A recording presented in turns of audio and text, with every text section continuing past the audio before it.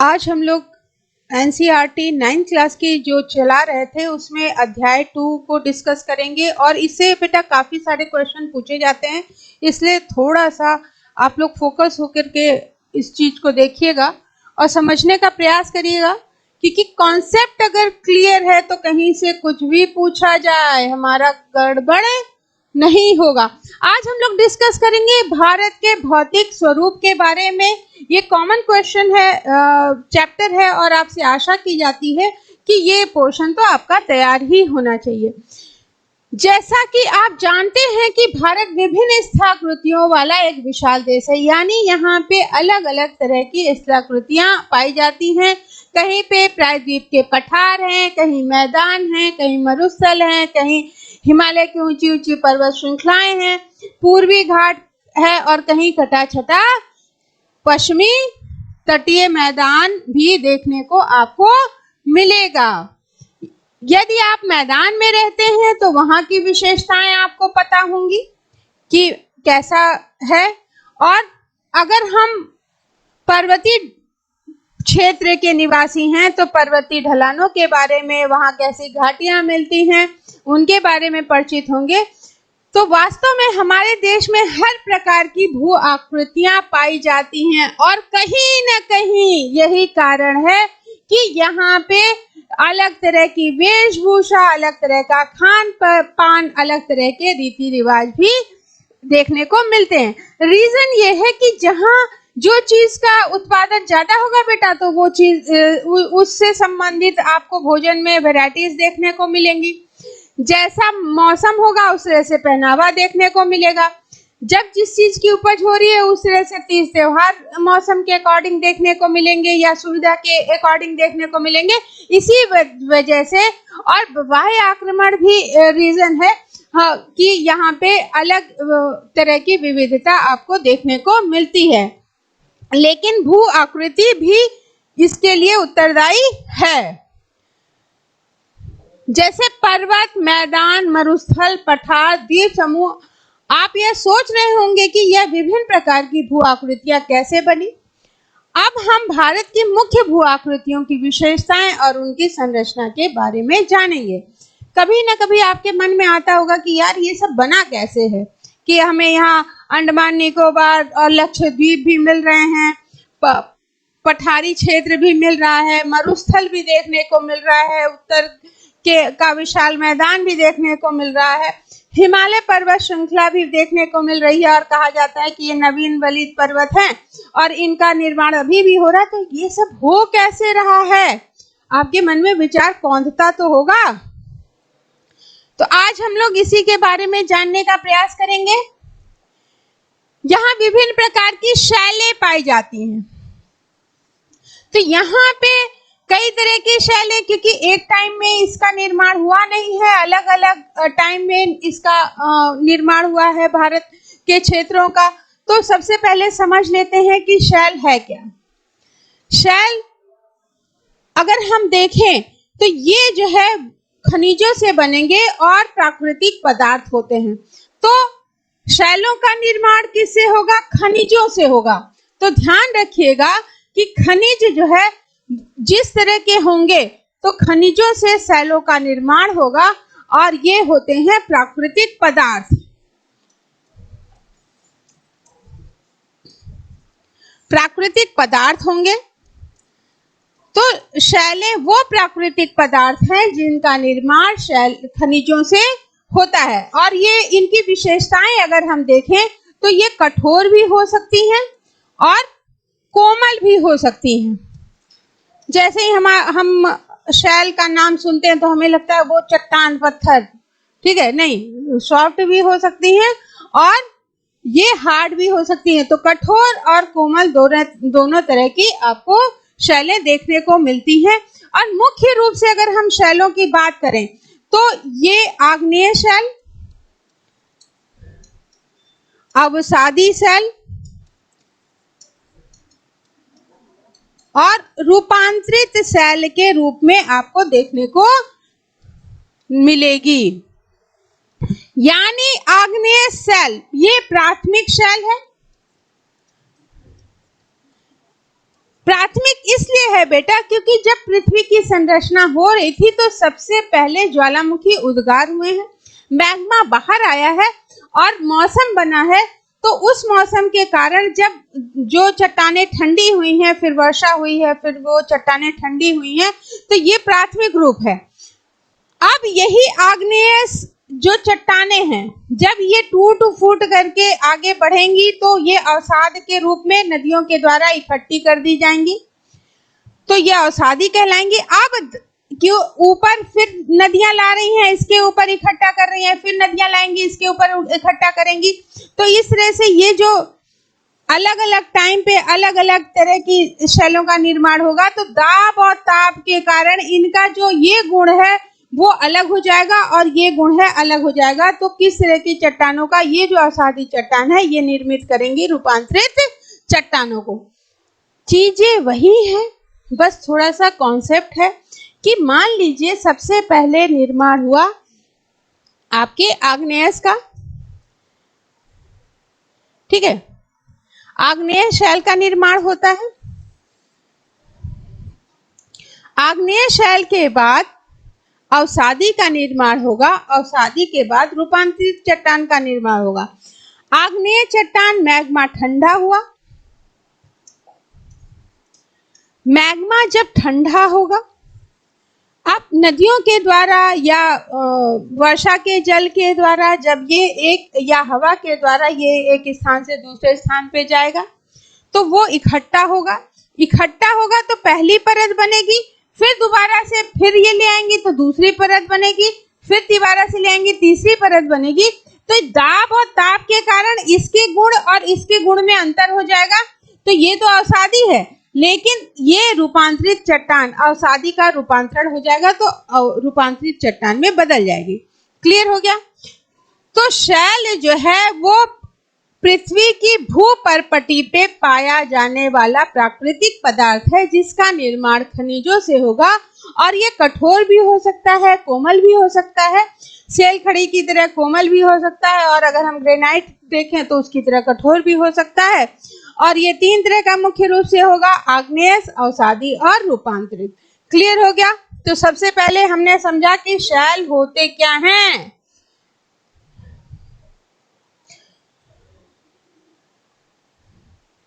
तो यहाँ विभिन्न प्रकार के शैल पाए जाते हैं, इसलिए पाए जाएंगे बेटा कि अलग अलग जगह अलग अलग खनिज हैं, अलग अलग कालों में भारत के अलग अलग भागों का निर्माण हुआ है, जिसमें से कुछ संगमरमर की तरह कठोर होंगे, ताजमहल का निर्माण आपके संगमरमर से ही हुआ है, और कुछ सेल खड़ी की तरह मुलायम होंगे।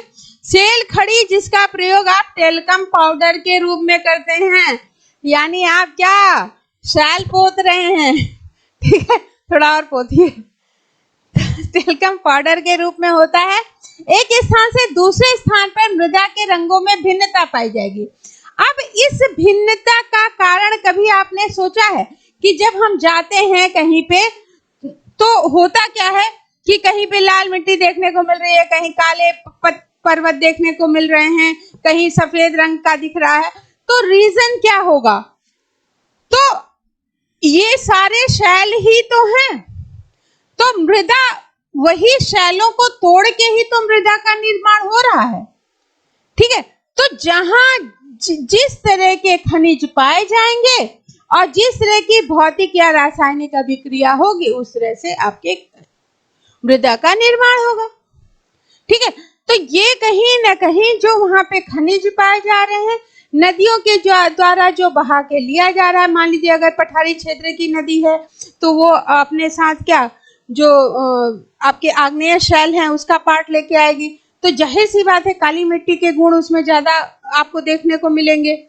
और अगर मान लीजिए हिमालय से कोई नदी आ रही है तो वो जो चट्टान को काट के आ रही है वो टेथिस सागर का भाग है, तो उसको जब काट के लाएगी तो आपको उसमें कि जो नदी के अंदर बालू, रेत, गाद मिलती है, ह्यूमस मिलता है, वो देखने को ज्यादा मिलेगा।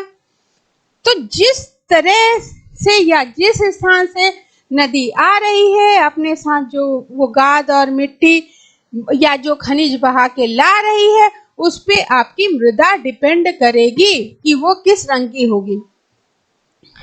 क्योंकि मृदा विभिन्न प्रकार के शैलों से बनी है। यानी ये कह रहे हैं कि जो मृदा है वो भी तो विभिन्न प्रकार के शैलों से बनी है। अगर मान लीजिए कि भारत के इस भाग से नदी निकलती है, ठीक है, गोदावरी नदी जो आएगी तो वो क्या करेगी, काली मिट्टी के क्षेत्र से आ रही है, तो जाहिर सी बात है कि जो इसके खनिज है वो लेकर के आएगी, तो यहाँ तक क्या आएगी, वो इसी के गुण आपको देखने को मिलेगा और उसी तरह के क्षेत्र आपको वहां पे देखने को मिलेगा। अब कोई नदी यहाँ से निकल रही है, कोई नदी यहाँ से निकल रही है, तो जो अपने साथ गाद और मिट्टी लाएगी वो जलोढ़ मृदा वाला लाएगी, ये लाल मृदा वाला लाएगी, वही तो इकट्ठा करेगी। क्लियर हो रहा है? क्योंकि नदियां ही तो जो चट्टानों को तोड़ेंगी तो वही मिट्टी में बदल जाएगा। क्योंकि मृदा विभिन्न प्रकार के शैलों से बनी होती है। क्या आपने कभी इन विविधताओं के कारणों के बारे में सोचा है कि इनमें से अधिकतर विविधताएं शैलों के निर्माण में विभिन्नता के कारण होती है? किस काल में किस शैल का किस परिस्थिति में किस शैल का किस तापमान में कौन से शैल आए हैं, ज्वालामुखी उद्गार हुआ है तो क्या उसके अंदर से निकला, अगर मान लीजिए धात्विक चीजें ज्यादा आई हैं तो अलग प्रकार की शैलें होंगी, अलग प्रकार की शैलें होंगी तो अलग प्रकार की मृदा का निर्माण होगा। और कोई जरूरी थोड़ी ना है कि वो लिक्विड मैग्मा रेड कलर का ही निकले, हो सकता है वो बालू और गैसेज आए तो वहां पे अलग तरह की मृदा का निर्माण होगा। तो ये जो विविधता है वो शैलों के निर्माण में विविधता के कारण आपको देखने को मिलेगी। अब समझ लेते हैं कि संगमरमर क्या है। तो संगमरमर जो है अवसादी चट्टान का, अवसाद यानी जो नदियों के द्वारा इकट्ठा किया गया है।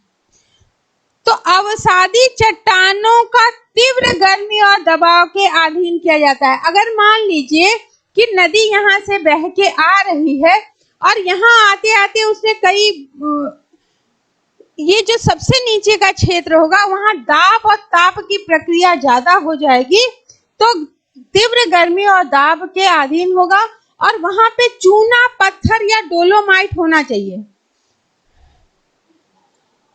पत्थर, चूना पत्थर और डोलोमाइट जैसे अवसादी चट्टान होनी चाहिए। तो यानी संगमरमर के लिए चूना पत्थर और डोलोमाइट की चट्टानों में तीव्र गर्मी और दबाव होगा, तभी आपका संगमरमर बनेगा।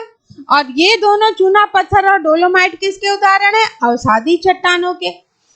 क्लियर हो गया? तो संगमरमर का निर्माण होगा। लेकिन सेल खड़ी ये भी अवसादी चट्टान है, इसका निर्माण किससे होगा? Calcium sulphate. ठीक है, तो यहां पे अगर कैल्शियम सल्फेट के गुण मिलेंगे तो सेल खड़ी का निर्माण होगा, और ये भी कौन सी है? अवसादी चट्टान। क्लियर हो रहा है?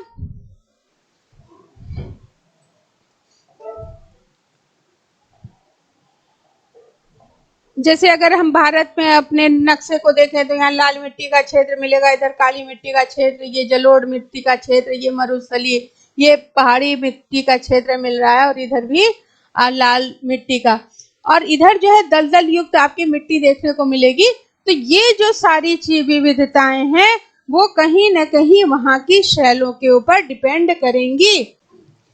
भारत एक विशाल भूभाग है, इसका निर्माण विभिन्न भूगर्भिक कालों के दौरान हुआ है, जिसने इसके उच्चावचों को प्रभावित किया है। भूगर्भीय निर्माणों के अतिरिक्त कई अन्य प्रक्रियाओं जैसे अपक्षय, अपर्दन और निक्षेपण के द्वारा वर्तमान उच्चावचों का निर्माण एवं संशोधन हुआ है।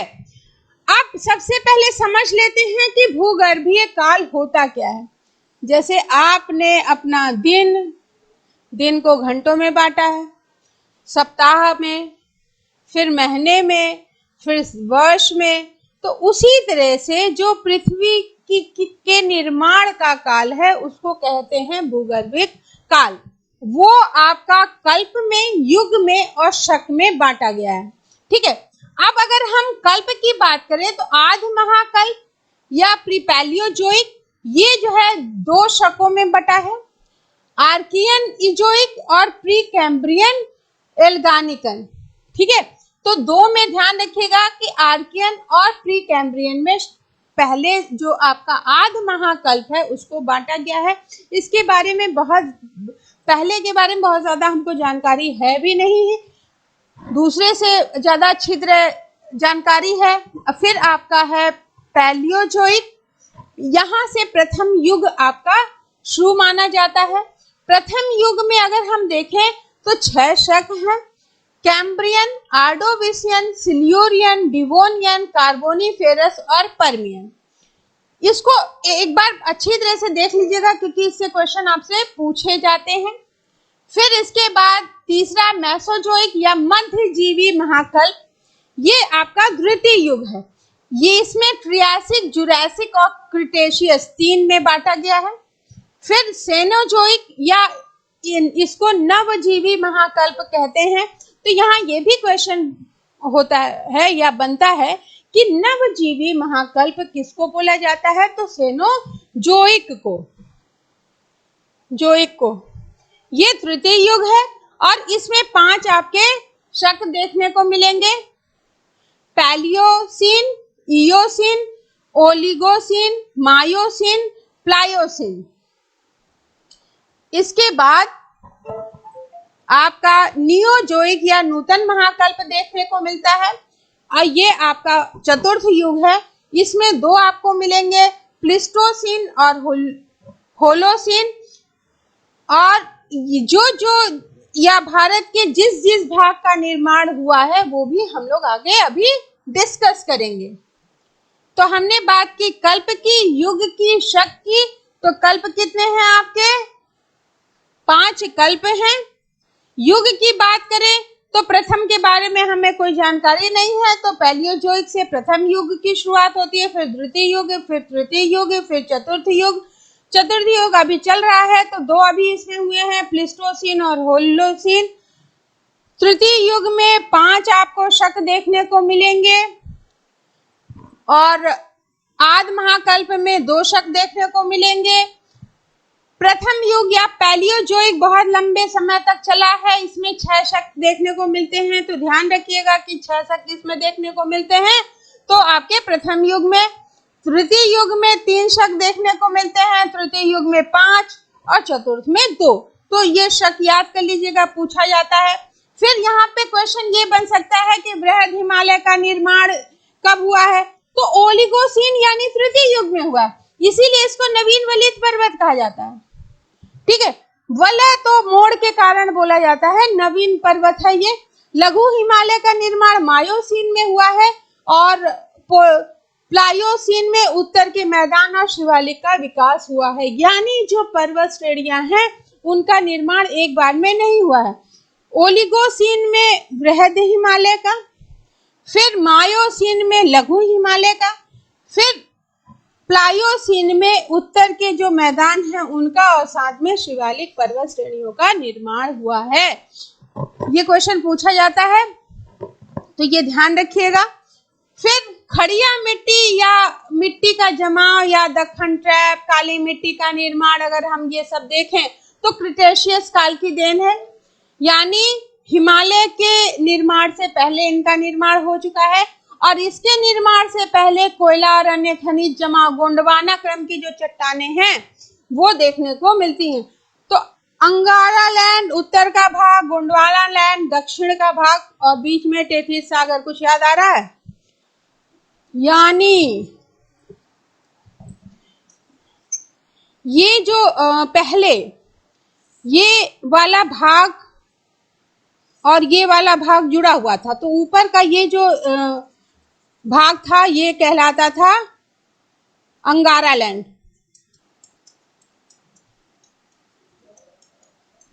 और ये वाला जो भाग था वो गोंडवाना लैंड कहलाता था। और बीच में जो जल का जमाव था वो कहलाता था टेथिस सागर। ठीक है, जब पृथ्वी का निर्माण हुआ तो स्थल भाग एक में जुड़ा हुआ था, फिर स्थल भाग अलग हुआ। अलग हुआ तो ऊपर उत्तर का जो भाग था वो अंगारा लैंड कहलाया, नीचे का भाग जो है वो गोंडवाना लैंड कहलाया, बीच में जल भरा हुआ था। तो जो आपका कोयला और खनिज का जमाव है ना, वो गोंडवाना क्रम का है। यानी जो भारत का ये वाला क्षेत्र आपको देखने को मिलता है वो आपको गोंडवाना क्रम की चट्टाने यहाँ पे देखने को मिलेंगी, और इसीलिए पेड़ पौधे उसके नीचे दब गए होंगे और कोयला और खनिज का निर्माण हुआ होगा। विंध्यन श्रेणी, विंध्य पर्वत श्रृंखला, ये कहाँ की है? ये कैम्ब्रियन काल की है, लेकिन अरावली प्री कैम्ब्रियन काल की है। क्लियर हो रहा है? अरावली प्री कैम्ब्रियन काल की है, इसीलिए ये सबसे प्राचीन मानी जाती है। और हाइट नीची हो गई है समय के कारण, क्योंकि कटाव वहां जारी है, और पहले ये कभी हिमालय की तरह ही ऊंची हुआ करती थी, इसीलिए इसको पर्वत बोलते हैं। तो अब पश्चिमी घाट, पूर्वी घाट, धारवाड़ की चट्टाने, अरावली, छोटा नागपुर का पठार, मेघालय, तमिलनाडु, ये सब प्री कैम्ब्रियन काल की देन है। यानी इनका निर्माण जो है वो प्री कैम्ब्रियन काल में है, यानी ये जो भाग है भारत का वो सबसे पुराना है। फिर उसके बाद विंध्य वाला क्षेत्र आएगा, फिर गोंडवाना क्रम आएगा, फिर आपका दक्कन ट्रैप और काली मिट्टी या महाराष्ट्र वाला क्षेत्र आ जाएगा, फिर इसके बाद आपका हिमालय वाला क्षेत्र आ रहा है। फिर हिमालय के निर्माण के बाद जहां हम उत्तर प्रदेश में रह रहे हैं वो वाला क्षेत्र आपको देखने को मिलेगा, जलोढ़ मैदान और मैदानों का निर्माण। क्लियर हो गया? अब समझ लेते हैं अपक्षय, अपर्दन और निक्षेपण क्या है।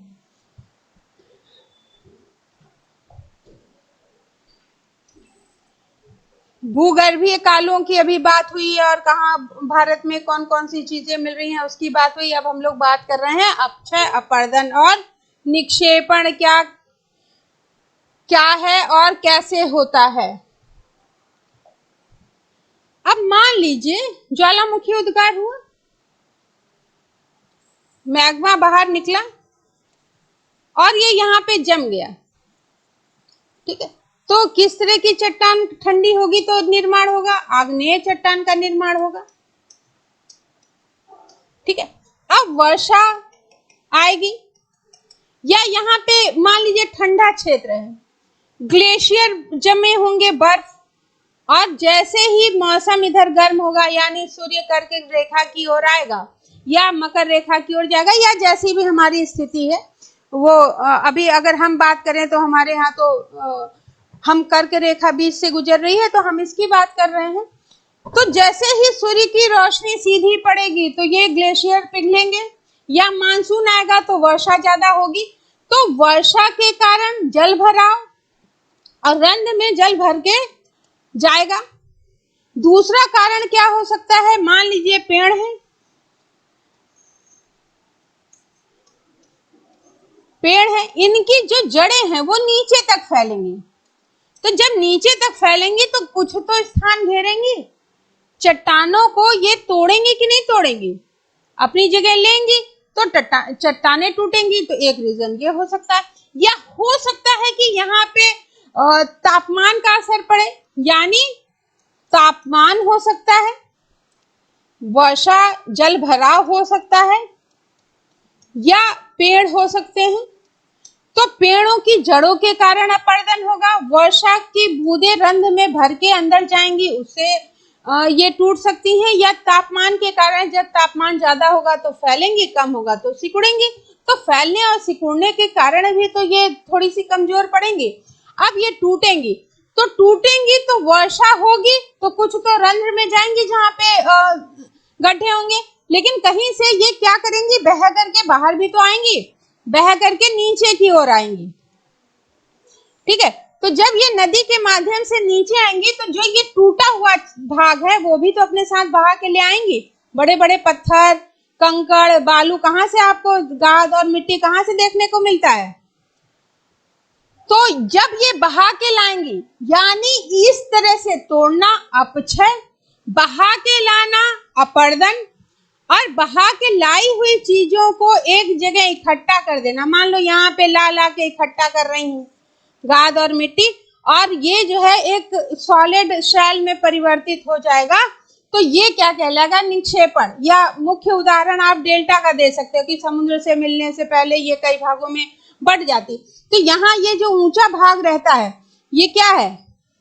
हमने आपने बनाया है, नदियों के द्वारा ही तो लाया गया। या नदी बाढ़ आई तो उसने क्या करा? मिट्टी को उधर ज्यादा कर दिया, तो एक भाग ऊंचा हो गया, एक भाग नीचा हो गया। या जो मिट्टी गहरी नदियां हो रही हैं तो क्या हमने किया या आपने किया? उन्होंने खुद तो अपने वेग से किया, तो वो मिट्टी कहीं तो बह के जाएगी। तो उसके साथ क्या होगा? खनिज भी तो बह के जा रहे हैं। तो जहां जैसे खनिज, जहां जैसी सॉइल वो बहा के ले जा रही है, उस तरह की मृदा का निर्माण होगा। और ये आपका क्या होगा? अपक्षय यानी तोड़ना, अपर्दन बहा के ले जाना, और निक्षेपण उसको इकट्ठा करना। एक इजी वे में हम इसको ऐसे समझ सकते हैं।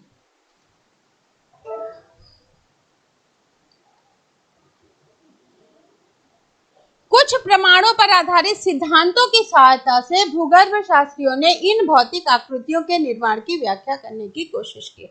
अब हमें इनके बारे में बहुत ज्यादा जानकारी तो है नहीं, हम यहाँ जो चीजें उपलब्ध हैं उनके आधार पे ये निष्कर्ष निकालते हैं कि हाँ ऐसा हुआ होगा।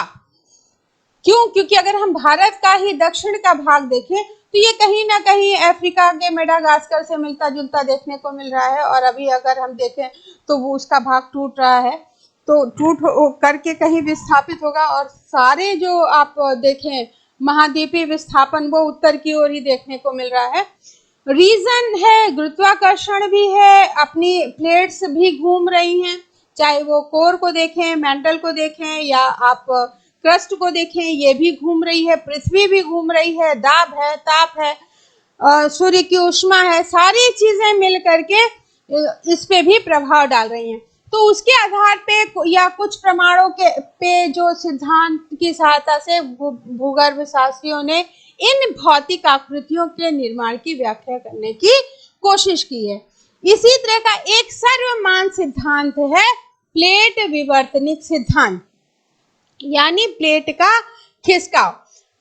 अब ये खिसकाव अपसारी भी हो सकता है, अभिसारी भी हो सकता है, रूपांतरित भी हो सकता है।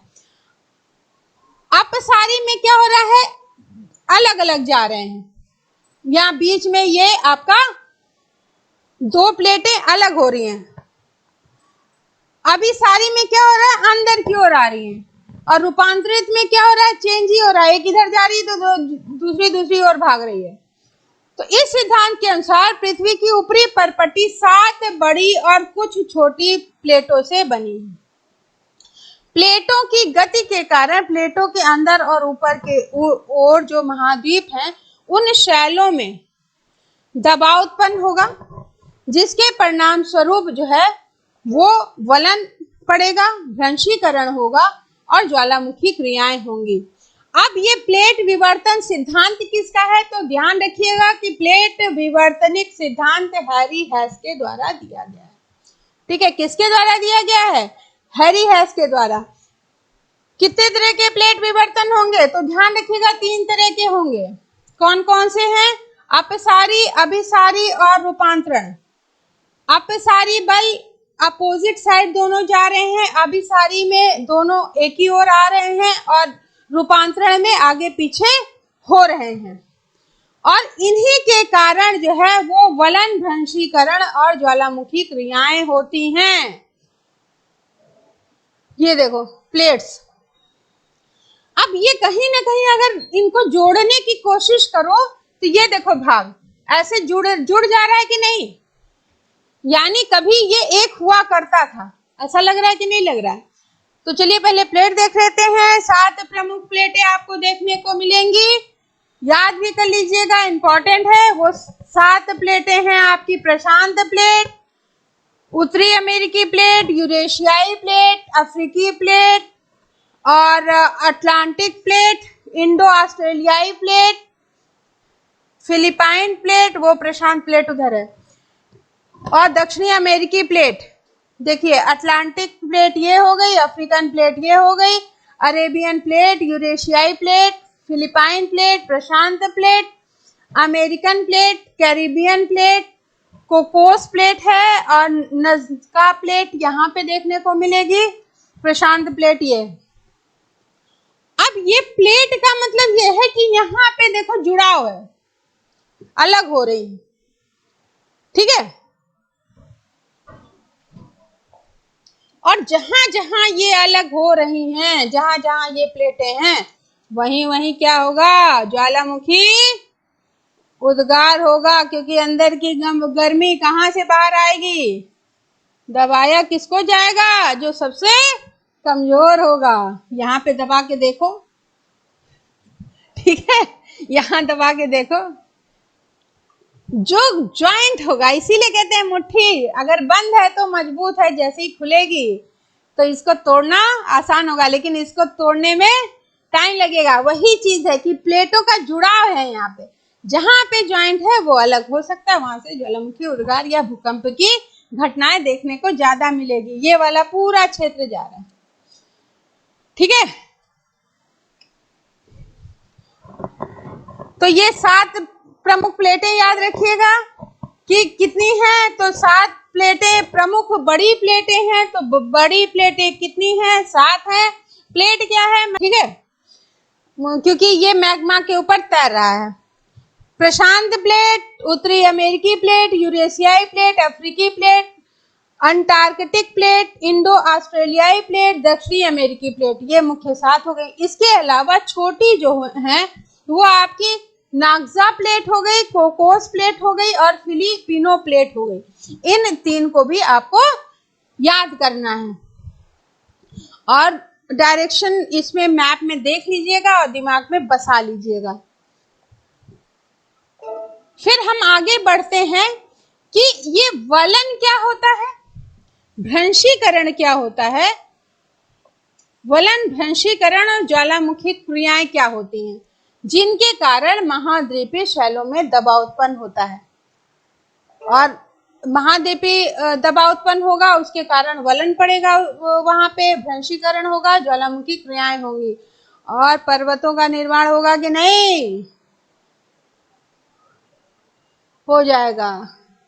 अब वलन है क्या, चलिए ये भी देख लेते हैं। वलन, अब हमने आपको बताया था कि कोई भी नदी अपने साथ जो गाद और मिट्टी बहा के ले जाएगी वो तलछटी में इकट्ठा करेगी।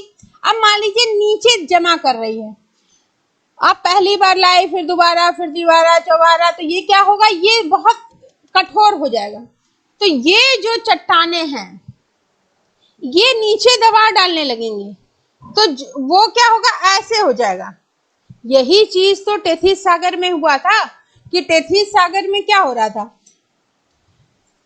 टेथिस सागर में बीच में आपका सागर था, तो जो यहाँ की नदियां थी वो भी गाद और मिट्टी ला रही थी, जो इधर की गोंडवाना की थी वो भी ला रही थी, यानी अंगारा लैंड की भी ला रही थी, गोंडवाना लैंड की भी ला रही थी, और यहाँ पे जो है वो एक शैल का निर्माण कर रही थी, तलछटी का। तो जब तलछटी कठोर होगी तो दबाव के कारण ये पोर्शन क्या है, सिकुड़ने लगा। तो जब ये सिकुड़ने लगेगा तो यहाँ जो ये वाली चट्टान होगी ये ऊपर उठने लगेगी, तभी तो हिमालय पर्वत का निर्माण हुआ है, ठीक है। तो ये जो है वही कहलाता है वलन। वलन यानी आपका दबाव, दबाव बढ़ेगा तो सिकुड़ेगा। तलछटी चट्टानों में दबाव, और ये किस बल के कारण होता है, ये होता है आपका संपीडनात्मक बल के कारण।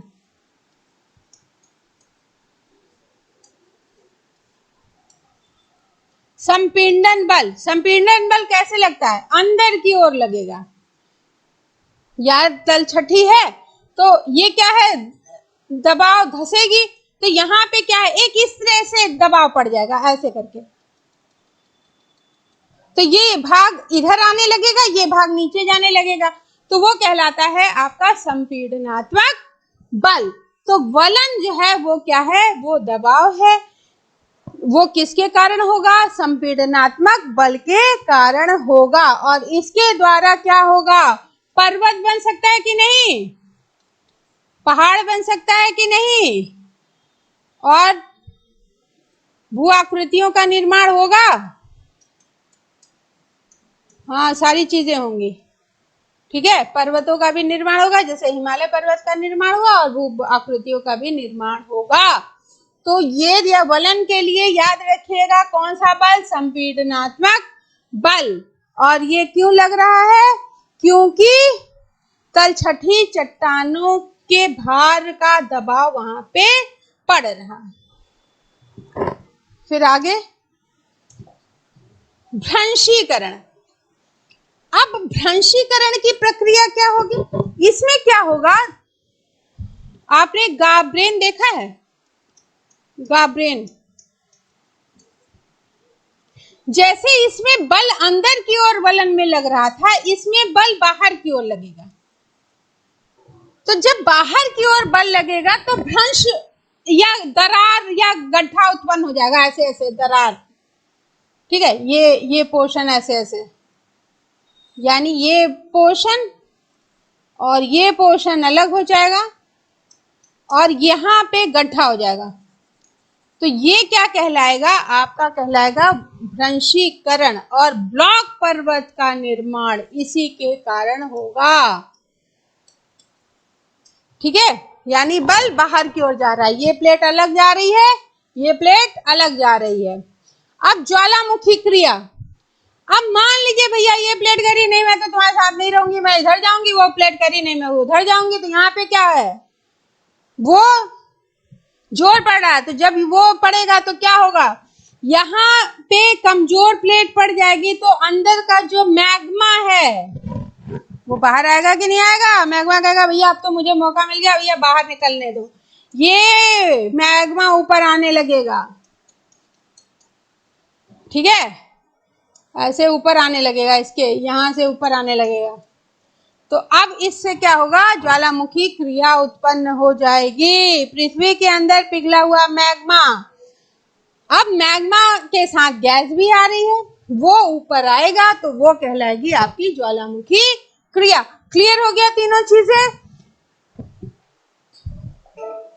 वलन, भ्रंशीकरण और ज्वालामुखी। यानी वलन पहले वलन पड़ेगा, फिर एक कंडीशन में भ्रंश दरारें पड़ेंगी, और अगर कमजोर प्लेट हुई तो वहां से ज्वालामुखी उद्गार हो जाएगा।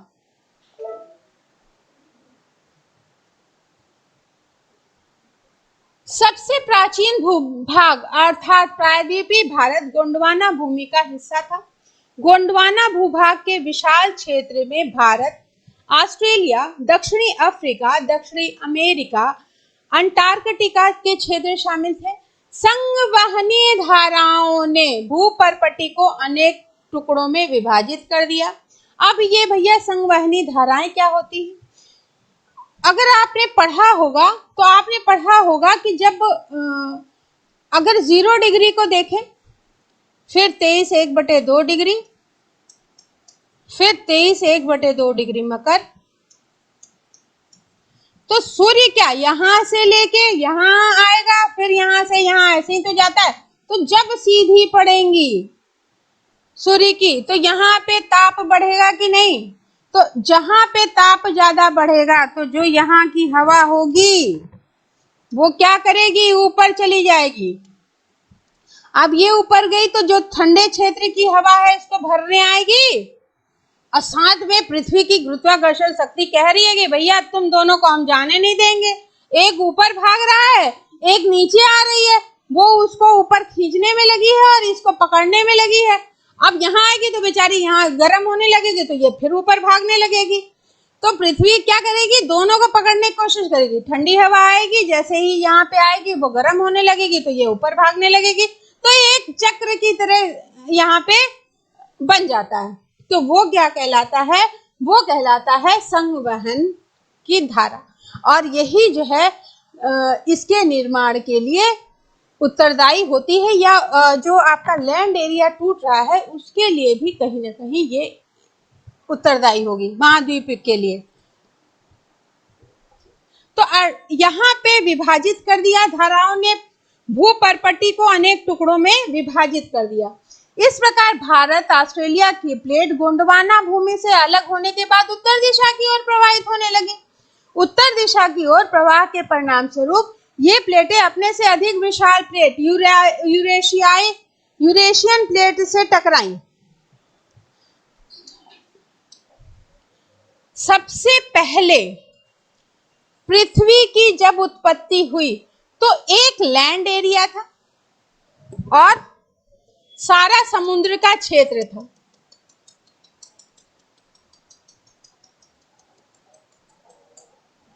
ठीक है, अब इस लैंड एरिया में संवहनी धाराओं के परिणाम स्वरूप या जो आपका कोर है, मेंटल है, ये चक्कर लगा रहा है, वो भी हो सकता है। पृथ्वी की जो गतियां हैं उसके कारण इसमें ये दो भागों में टूटा।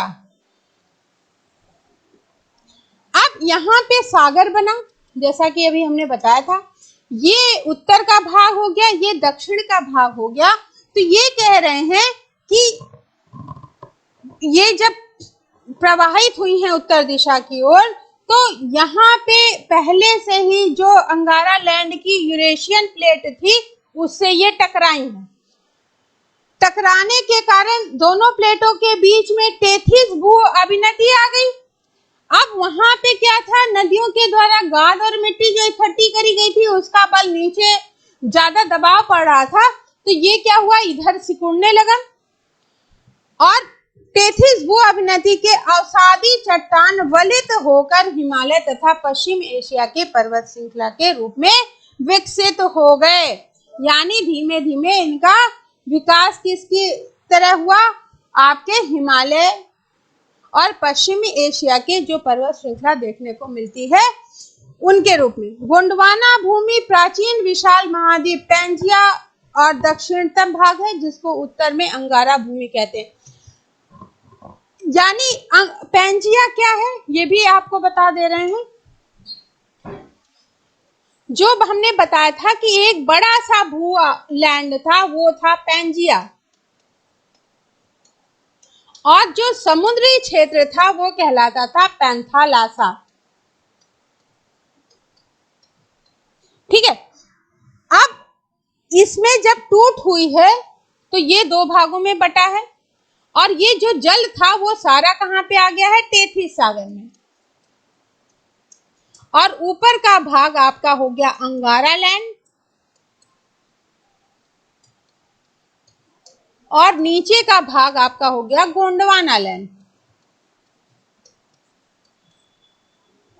ठीक है, तो ये यही बोल रहे हैं कि गोंडवाना भूमि प्राचीन विशाल महाद्वीप पैंजिया का दक्षिणतम भाग है। पैंजिया का जो दक्षिण का भाग ये वाला है वही टूटा है और भारत का जो त्रिभुज वाला भाग आपको देखने को इस तरह से मिलता है, ये किसका भाग है, पैंजिया के दक्षिण का भाग है। और उत्तर की भूमि अंगारा लैंड, वहीं पे वो टकराए हैं और उस टकराव के कारण किसका निर्माण हुआ है, निर्माण होगा हिमालय पर्वत का। टेथिस के हिमालय के रूप में ऊपर उठने तथा प्रायद्वीपीय पठार के उत्तरी किनारों के नीचे धंसने के परिणाम स्वरूप एक बहुत बड़ी द्रोणी का निर्माण हुआ है। और समय के साथ साथ यह बेसिन उत्तर के पर्वतों एवं दक्षिण के प्रायद्वीपीय पठारों से बहने वाली नदियों के अवसादी निक्षेपण, अवसाद जो वो बहा के ला रही है वही कहलाता है, धीरे धीरे भर गया और इस तरह से जलोढ़ निक्षेप का निर्माण हुआ। यानी ये कह रहे हैं कि जब ये भारत का भाग अंगारा लैंड पे टकराया है तो यहाँ जो टेथिस सागर था वो वहां पे हिमालय पर्वत का निर्माण हो गया। लेकिन जो खाली स्थान भरा था वो क्या होगा, तो हिमालय से जो नदियां निकली हैं और यहाँ पठारी क्षेत्र से जो नदियां निकली हैं, इनकी जो गाद और मिट्टी थी उसने इसको भर दिया है और आपके उत्तर के जो मैदानी क्षेत्र हैं उनका निर्माण हो गया है। जलोढ़ निक्षेप, क्योंकि जलोढ़ मिट्टी के द्वारा या नदियों के द्वारा बहा करके लाई गई मिट्टी से इनका निर्माण हुआ है, इसलिए ये जलोढ़ मैदान कहलाते हैं।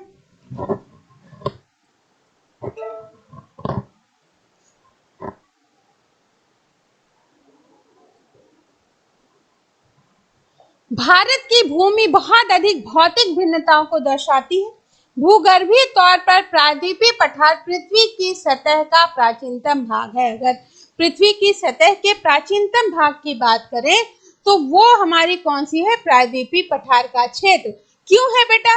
क्यों है? क्योंकि हमने बताया कि ये वाला भाग तो पहले से विस्थापित होकर के उधर आ रहा है, लेकिन उत्तर में यहाँ तो टेथीस सागर है ना, तो टेथीस सागर से हिमालय का निर्माण और मैदानों का निर्माण बाद में हुआ है। पहले हिमालय का निर्माण हुआ है, फिर मैदान का निर्माण हुआ है, इसलिए ये पुराना माना जाएगा और ये वाला भाग आपका नया माना जाएगा, ऊपर वाला। ठीक है। ऊंचे शिखर, गहरी घाटियां, तेज बहने वाली नदियां, उत्तर मैदान जलोढ़ निक्षेप से बने हैं और इनका निर्माण किससे हुआ है? जलोढ़ निक्षेप। तो ध्यान रखिएगा, नदियों द्वारा जो लाई गई मिट्टी है उसी से बना है। प्रायद्वीपीय पठार आग्नेय तथा रूपांतरित शैलों वाली कम ऊंची पहाड़ियों एवं चौड़ी घाटियों से बना है। लेकिन उत्तर के मैदान की तो हमने बात करी और पर्वत की जलोढ़ निक्षेपों से बने हैं, लेकिन प्रायद्वीपीय पठार आग्नेय से बना है, इसीलिए वहां चट्टानों को काटना जो है बहुत मुश्किल होता है। नदियों के द्वारा भी एक तो जल कम होता है, दूसरा आग्नेयश है और आग्नेयश का रूपांतरण हुआ तो रूपांतरित शैल, ये कठोर शैलें वहां पे देखने को मिलेंगी। और क्योंकि पहले इसका निर्माण प्री कैम्ब्रियन काल में हो चुका था, तो इस वजह से यहाँ पे इनकी जो पर्वतों की ऊंचाई है धीमे धीमे घट करके कम रह गई है। क्लियर हो गया? पहाड़ियां चौड़ी घाटियों से बना है। अभी हमने ये वाला चैप्टर समझा कि क्या है, कैसे निर्माण हुआ है भारत का भौतिक स्वरूप कैसे निर्मित हुआ है। अब हम लोग एक एक चैप्टर पे फोकस करेंगे। तो सबसे पहले हिमालय पर्वत श्रृंखला के बारे में पढ़ेंगे कि कौन कौन सी श्रृंखलाएं हैं, उच्च शिखर कौन सा है, निर्माण कैसे हुआ है, ताकि अगर एग्जाम में इससे क्वेश्चन आए तो आपको कोई कंफ्यूजन ना हो।